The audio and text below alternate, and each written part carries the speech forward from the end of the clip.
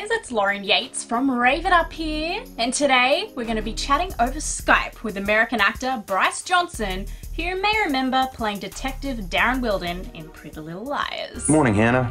Is your mom home? Why? Because I'm not supposed to talk to you without a guardian present. Like that stopped you before? Do me a favor. Tell your mom we need you to come in for a blood sample. Why do you need my blood? We have new evidence in the De Laurentiis case, and the family wants answers. And since the blood on that anklet doesn't match the guy who's locked up. Wait, so you think it's my blood? Oh, negative. Same type as yours. Yeah, and probably a billion other people. My blood is not on your evidence. Why do you look so scared?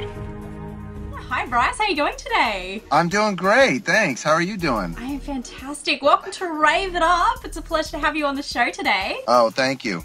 Since this is your first time on the show, Bryce, we'd love to get to know you a little bit better.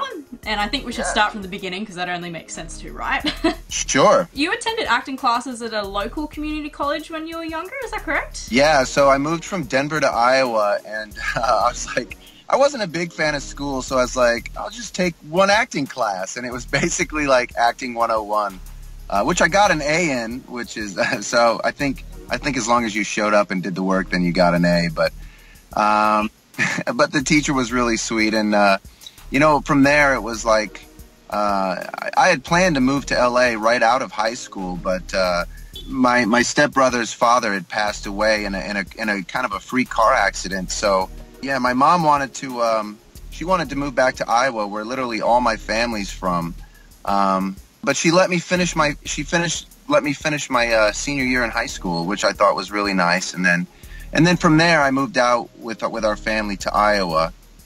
Which is really where my mom and my dad and my grandfather and grandmothers are from. So it was kind of a homecoming, but I really wanted to get out to LA as soon as possible. So, so I took the acting class there, and then from there I was accepted into the American Academy of Dramatic Arts, which then, got me to move back out to LA, and that's really where I started. So was acting what you wanted to do, or is it just something you came across? A little bit of both. Like I remember struggling in high school. Like I didn't know what I wanted to do, and my buddy was like, I'm going to join the Navy, you should come in with me as a buddy program. And I was like, yeah, all right, I'll do that. I shaved my head and everything, but then my parents talked me out of it. Thank God. They were like, anything but that. And I was like, anything?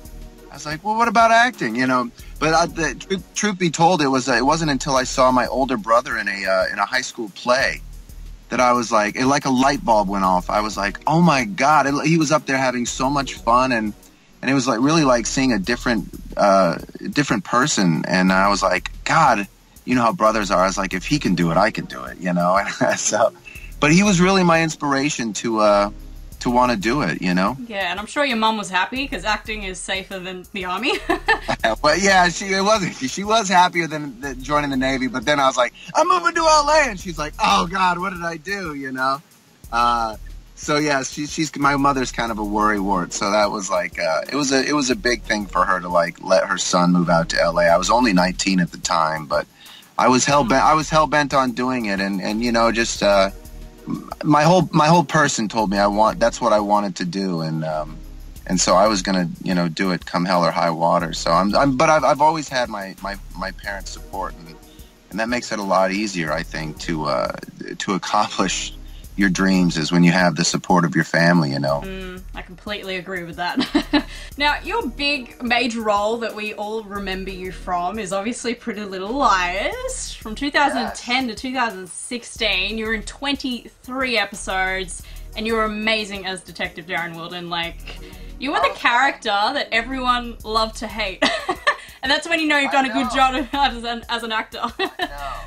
That's great. What was your favorite episode? 23 episodes. That's a lot of time in your life. 6 years. No, I know. It was such a fun role to play, and I mean, as you could tell, I'm a really sweet guy. So yeah, completely different than your character. But so like I always found like playing more of like a more mysterious character, or a creepy character, a dark character is always a little bit more fun for me. And it was such a great role to play, because I remember like being kind of noticed in a mall, and it was like a 2-part reaction. It'd be like, oh my God, that's that's Detective Wilden. And they're like, oh, Detective Wilden, you know, and it's like, we hate him, we hate him, but then they would come up and you know, you'd ask me for a picture or something, and it was always a pleasure to meet the fans of Pretty Little Liars, who I, you know, really had the pleasure of never experiencing fans like that. I mean, they were, and still to this day, they're some of the nicest, sweetest, most supportive fans, I think, of all the television work I've done. And so it was really an honor to be on that show, and I'm still grateful for all the people that have, you know, come up and say hi or tell me nice things about Detective Wilden and stuff like that. Yeah, I loved it, like, being on that show. It was really great. That's fantastic. It's still such a huge show. Like, it just blew up, and, you know, for it only to be ending last year, people are still watching it, so... I know, I did not expect that, you know. I mean, I knew as soon as I had booked the pilot, you know, and we filmed it up in Vancouver, and I measure it by, my daughter's 8 now, and she was just 1 year old at the time, so that's how I know. And it was like, watching my kids grow through that show has been amazing. But yeah, it was like, so I read the books, and I was like, by Sarah Shepard, and I was like, oh, these are really good. I bet this thing could really have some legs. I had no idea. I mean, I just had no idea of the effect that it would have, and the Twitter records that it would break during the live streamings and stuff. So it was, you know, I always say it was like, you know, it was nice to, for that demographic or age group of get to know my work, because I think they're like a really hard kind of demographic, like, you know, the younger audience, to get to appreciate someone's work, you know, because nobody cares about old actors anymore, you know. So it was nice to open up a whole new realm of audience for me, you know, because I had done a teen show before, doing a show called Popular when I first moved out here. That was your big break, wasn't it? That was my big break, and that was a guy by the name of Ryan Murphy, who went on to do Glee and American Horror Story. That was his freshman creation. So, yeah, launched my career and got me into those that teen genre. But that was 20 years ago, so they had all grown up, those who had appreciated that work. And so it's nice to keep being reintroduced to younger audiences. I mean, they're a special group, I feel. So how old were you when you did Popular? Was there a long time between when you actually started acting and getting the big break? Yeah, so I was like 21, almost 22 years old. So I moved out to LA when I was 19, and I remember hearing like, well, Tom Cruise gave himself 3 years. Maybe I'll see if I can do this year thing, even though I was like, however long it takes. But thank God I got a break, like, you know. And my first break actually was for a series regular role on a show called Saving Graces. And that was a show written and created by Marlene King, you know, who went on to create Pretty Little Liars. So we had the opportunity of working on our first show together, and that was a fun show. It didn't get picked up, but then I went on to go do Popular after that, and then so seeing her in the audition room for Pretty Little Liars, I was like, oh, hey, Marlene, you know, how's it going? Familiar face? A familiar face, yeah. And so we've always enjoyed each other's friendship and working with her, and yeah. Yeah, I'm sure Pretty Little Liars is still, your biggest, proudest moment of your career? Because that was 6 years of your life, as I said, so a long time. Yeah, no, it really is. I mean, as far as television work goes, I mean, I think it's the most substantial, and yeah, so I think so. I think, yeah, absolutely. Yeah, you watching it back? You got a favorite episode? You're like, oh God, I did such a good job in that one. I like, you know, I can't name the episode. I liked all my interactions with Hannah and her mom, and working with Laura Layton, and getting run over by the car was a big one for me. I really liked when they were getting close to like killing me off, and that was the saddest one. It was like, oh, I'm not coming back. I know. I got a call from. I remember one time. You know, you'd be like, oh, God, please don't kill me. And I remember Marlene, she said, oh, don't worry, you'll get a phone call from me before we kill you. And I said, okay, good. And then the phone rang, like, you know, like a year later, and I was like, oh, crap, you know?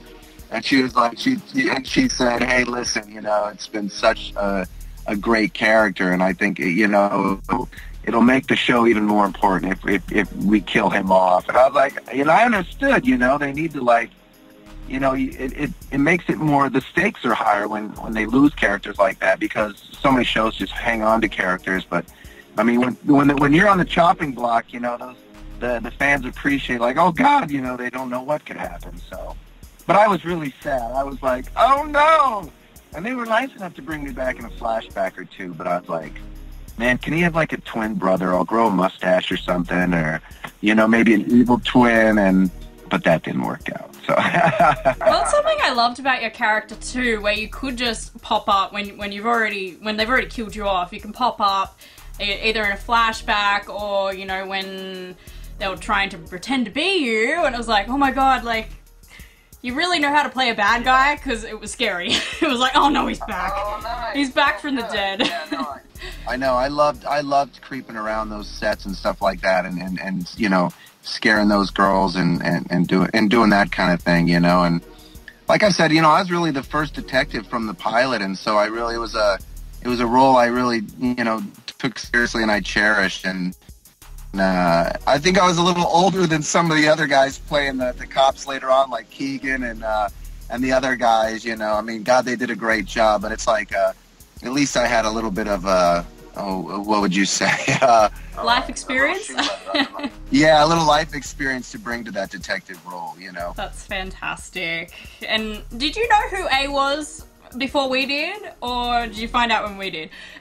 I pretty much found out when everybody else did. You know, I had my suspicions as I was reading the scripts along, and you know, I really only got to read the scripts that I was in, so otherwise I'd have to like the show, you know, and be surprised along with everybody else. But and then the ones I couldn't catch because I was working or something, my wife would watch and be like, "Oh, you will not believe what's going on." So she was helpful in, like, you know, keeping me up to date on all the breaks that was going on. That's good. That shows how good of a show it is, because, you know, when you're not working, you're like, okay, I don't care, I'll just come back to work when I have a scene, and I don't really care what's going on in between, but you did, so...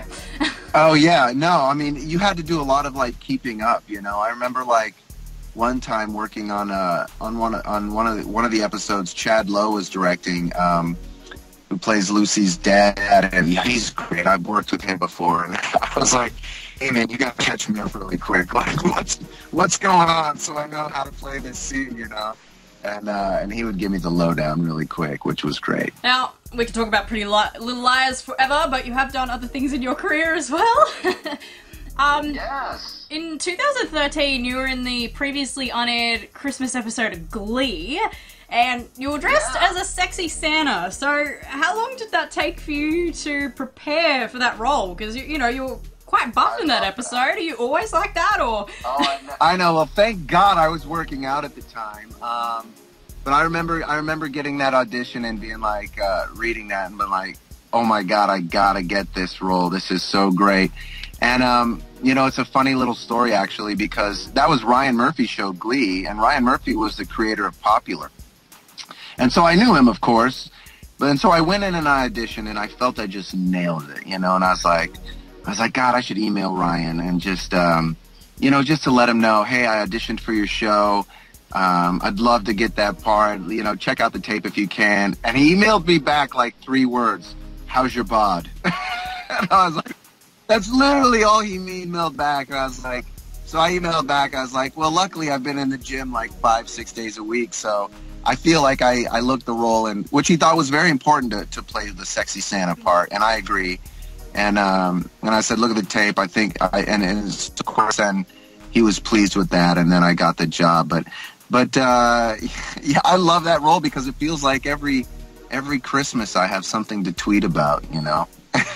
It was more of a comical role, which, you know, I really love doing comedy, and you know, as fun as the drama is, I'm really kind of a goofball at heart. So those are the type of I really love to play, you know. Yeah, because you've done Pretty Little Liars, you've done NCIS, you know, they're very serious roles, and to do Glee, you know, it's like, oh, good to see him as a sexy Santa. Yeah, no, absolutely. So I always really kind of respond to the comedy stuff I try and get, but you know, these days I'm looking to get on all kinds of stuff, whether it's drama or comedy. So yeah, so let's hope some other people are listening today and, you know, going, ooh, yeah, he'd be good for that role. Needs a job. Yeah, exactly. It's really funny. I only just realised when I was researching you that I'd actually watched you in a movie like before Pretty Little Liars, do you remember chasing Pappy back in like 2003? You played the bellboy, and I'm like, oh my god, I remember that. Yeah, absolutely. That was a lot of fun. Yeah, and then I just recently finished watching all of Pretty Little Liars, so it's all fresh in my mind, but then when I finished that, I started and also finished The Client List too, and there you are again, popping your head up again as a detective. I know. What is with you and playing detective and cops? I know. It just seems to be something that fits me well. No, it's, you know, it's in the 20 years I've been doing this, I've amassed quite a few television credits and some film credits and stuff. So every now and then I'm flipping through the TV and I'll oh, there I am, and oh, there I am, which is nice for the parents because, you know, it's always nice for them to be validated for, you know, letting them, you know, me move out to Hollywood. So yeah, they're actually seeing the progress. Yeah, exactly. And trust me, there's a few projects where I was like, you don't want to see that one. So yeah, there's a few skippable credits for sure. And for those who don't know, and I just found out this recently too, and it's very interesting, is aside from acting, you also do have a podcast series called Bigfoot Collectors Club, or BBC for short, where you and Michael McMillian talk about paranormal activity, aliens, myths, all that exciting, juicy stuff. How did this all come about? Have you experienced paranormal activity before, or just find it interesting? I have, and yes, I'm glad you mentioned it. It's one of my passions is all that paranormal stuff. And you know, I met Michael McMillan, who was an actor. He's been on like True Blood, and right now he's on Crazy Ex-Girlfriend. You could catch him on that. And we did an episode of Major Crimes together, and I met just UFOs and Bigfoot, and we're like, you know, we should do a podcast of like all things paranormal, but you know, also interview celebrity guests and try and figure out, get their paranormal history. And believe it or not, every celebrity guest we've got, they all have paranormal history. You know, so it's been a fun show to do, and it's one of my passions, and it's been a great side project for me. You know, because we do it weekly, and we have new episodes that drop every Wednesday, and yeah, we've had some really great guests on there, and so it's something I'm really proud of. You know, it's good. So another passion that you're doing in your life. Yeah, no, exactly. And trust me, my wife doesn't want to hear about any of that stuff. So it's nice to be able to talk to Mike about it, because we're like, yeah, a lot of people think we're crazy. So it's nice to have a forum for it. Fantastic. Well, everyone should go check it out. I was listening to the Mark Ferguson one. Oh yeah, great. Yeah, it's called Bigfoot Collectors Club, and it's on available on all the places where you can get your podcast, and it's free. So you know, so check it out. And even though you've already achieved so much in your career, Bryce, what else can we expect from you in the future? Yeah. So, you know, I just worked with one of my favorite people to work with. His name is Bobcat Goldthwait, and he's a huge comedian and a director and a writer as well. We did a movie. This is our third movie we did together. I did a movie with him called Willow Creek, which is about a found footage Bigfoot film.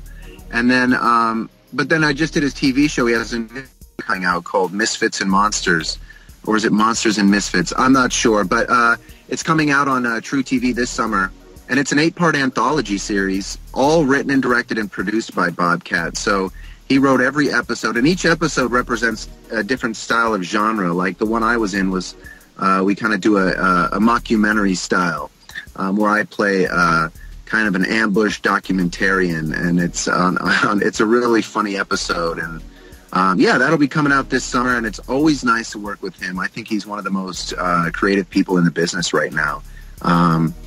Yeah, and then I've also been writing too. You know, you do this long enough and you're like, oh my gosh, maybe I can write a story as well or two. So I'm always just trying to stay creative, however it is, because, you know, like I said, and you know, even though I've been busy, and there can be so much downtime if you're pursuing acting full time as your vocation, you know. So you need to have a lot of pokers in the fire and be doing you know, 15 years ago they would say, you know, only do one thing, do it really well. But today with media and tech, I feel like, you know, you can really kind of spread yourself out a little bit and take on different things, you know. So I just try and stay creative as much as I try and stay creative as much as I can with the podcast and acting and writing, and I do voiceover as well. So yeah, and a lot of video games I've researched. Yeah, no, I know. So that's like acting in front of the microphone. That could be tough too, but yeah, I enjoy doing that as well. So I would love to get on like an animation like Family Guy or The Simpsons, something like that would be just tremendously fun, I think. Awesome. Well, fingers crossed. You've got an awesome voice, so I'm sure you could get any of those roles. Oh, thanks. And with your writing, hopefully you can make like another TV show like Pretty Little Liars, where it keeps us on the, you know, the edge of our seat and not knowing what's going to happen next. All those cliffhangers. No, absolutely. Well, that's a genre I love, is that mystery and that thriller. I think it serves it up well. Keep us updated, I guess, and we want to know about it all. I'll be following you guys now too. Yes, I'll be checking in on you ever sporadically. So good, awesome. Looking forward to it. And Bryce, what advice would you give to the listeners who might want to follow their dreams of becoming an actor? You know, I hear this a lot. Like, you know, if you want to become an actor and it's your dream, I think the best way to do it, and we were just talking about, you know, how portable and how usable technology is today, is to, like, you know, get with your friends and create things on your own. It's the fastest way to learn so many parts of the business, you know, and you can film it yourself. You know, 10 years ago, to put together something to film, like, let's say if you wanted to do like a 3 to 5 minute short video or a short film, it was next to impossible. You had to really and it cost a lot of money, you know. Today, you can get such amazing quality just filming something on your iPhone. And I mean, if acting is your dream, then, you know, go act. Look for an acting class or an improv class or anything that gets you in front of a lot of people to, you know, to kind of help break down I was very shy. I'm still a very shy guy, you know, so I had to, like, a lot of the classes that were important for me was learning to how to, like, you know, set up a fourth wall and just not worry about what's out there and be free to kind of be private in my own work, you know. So I think technology affords us today to go out and just do it on your own for now, you know. And if you find that you love it and it's still your dream, because not every project you do on your own turns out great, you know.